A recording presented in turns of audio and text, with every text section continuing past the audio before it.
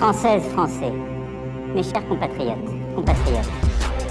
jeudi soir, je me suis adressé à vous pour évoquer la crise sanitaire que traverse notre pays.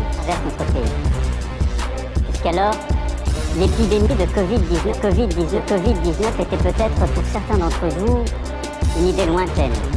Elle est devenue une réalité immédiate. Le gouvernement a pris, comme je vous l'avais annoncé, des dispositions fermes pour freiner la propagation du virus.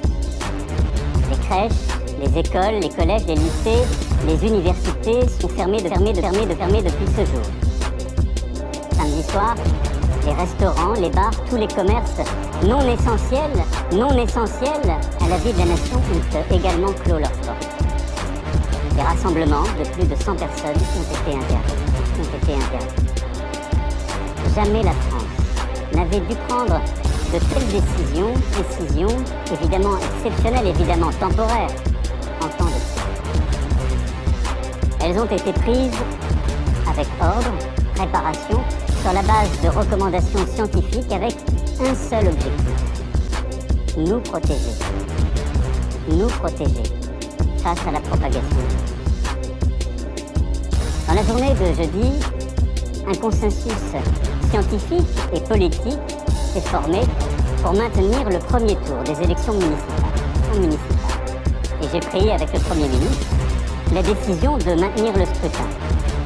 Hier, dimanche, les opérations de vote ont donc pu se tenir.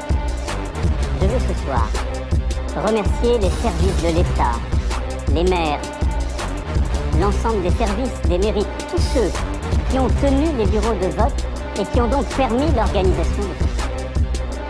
Je veux aussi saluer chaleureusement les Françaises et les Français qui, malgré le contexte, se sont rendus aux urnes dans le strict respect des consignes sanitaires, des gestes barrières contre le virus. Je veux aussi ce soir adresser mes félicitations républicaines aux candidats élus au premier tour. Environ 30 000 communes sur 35 000 ont après ce premier tour un conseil municipal.